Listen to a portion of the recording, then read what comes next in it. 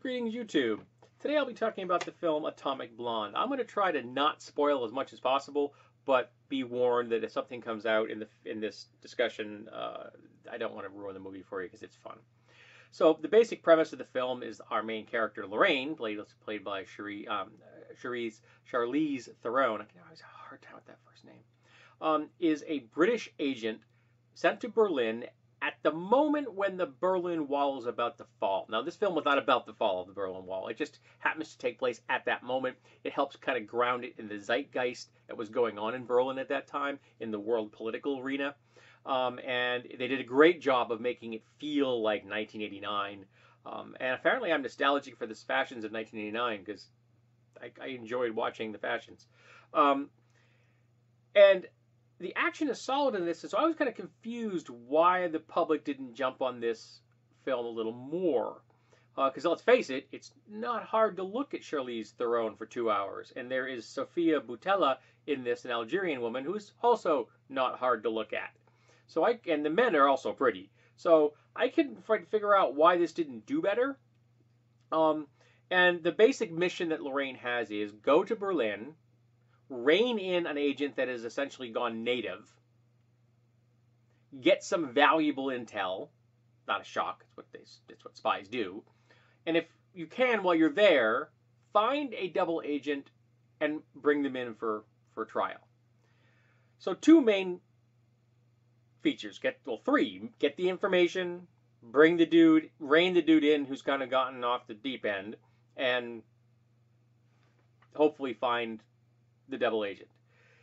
But she's sent there by the British intelligence agency, which means that the double agent is going to have to be British.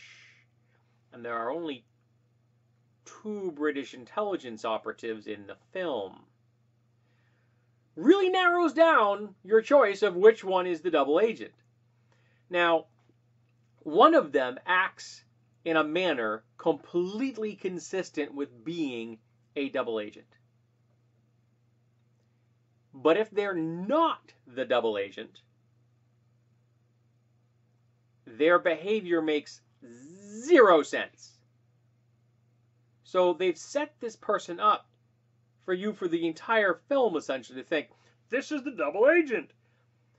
But if they aren't by the end of the film, their behavior for that entire 2-hour span and days and months of their life, maybe years of living in Berlin, makes no sense.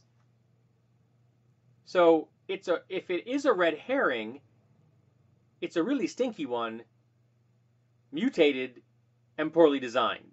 I'm like, wow, you didn't really put any effort on this one, did you? But there's a bigger problem with this film. And it's not the action, because the action is wonderful. The fight scenes are great. They're visceral. This, to me, had a more realistic tone to it than even the first Daniel Craig Bond film, because that still had some of the Bond gadget stuff.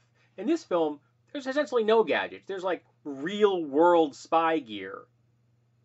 And it's really grounded in reality very well. I was quite pleased with that. It looked like the things you would see in an actual spy's kit, not fanciful, high-tech gadgets that Bond would carry.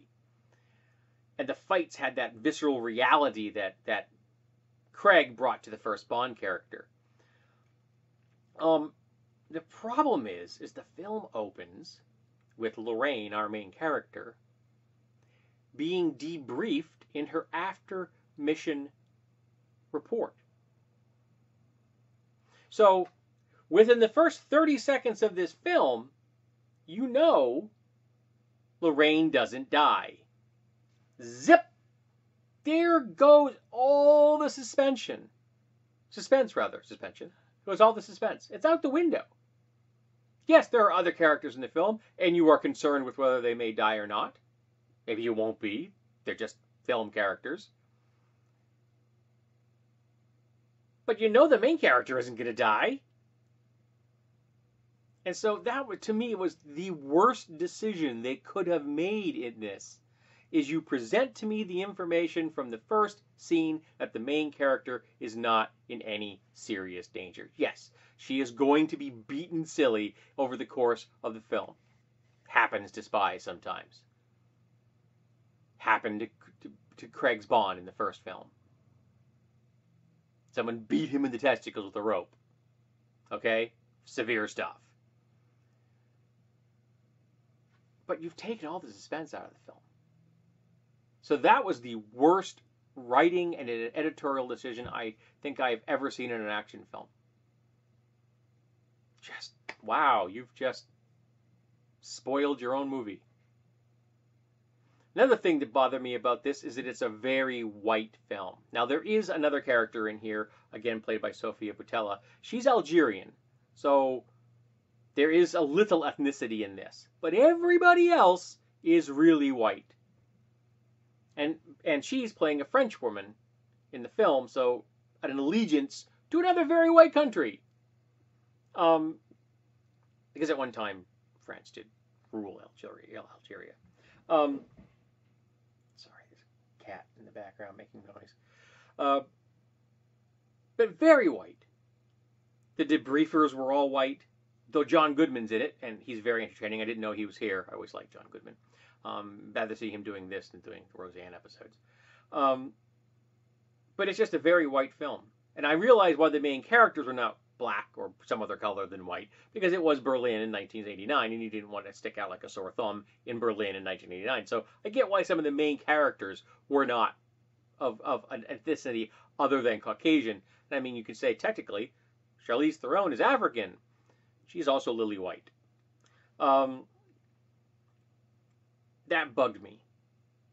This film was released in 2017. I think we could have had some of the supporting characters be something other than white. Completely acceptable, even in 1989. But they didn't. And to me, it stood out like a sore thumb that they just didn't do that. I'm tired of seeing really white casts in the 21st century, because that is not a reflection of reality. Heck, I can't even remember any people being anything other than white in like crowd scenes. And there are people who aren't white in Germany, even in Berlin in 1989, on both sides of the wall. But didn't happen, folks. There was just nothing. So it's a fun film. Action is solid. A lot of fun. Great car chases and crashes and stuff. Great fight scenes. There's a stairwell scene that lasts like 10 minutes and you're not bored with it. It's really well done. But the film spoils itself by coming out of the gate and telling you that the main character is alive forever, for the entire context of the film. There is a curveball at the end. I won't spoil it for you. And they do finally resolve who the double agent is, and they do finally resolve that the MacGuffin that she's after. And the agent that needs to be reined in is suitably reined in. But there was no suspense in this. And maybe that's why people didn't get excited about it. But it's very pretty. It's a lot of fun as far as the action is concerned, so I recommend seeing it. There's a lot of violence, so if you're comfortable with that, okay. It's not Quentin Tarantino violent, but it's still fairly violent. But yeah, it was fun, and I enjoyed myself. I just wish that the director and editor had not ruined things for me right out of the gate.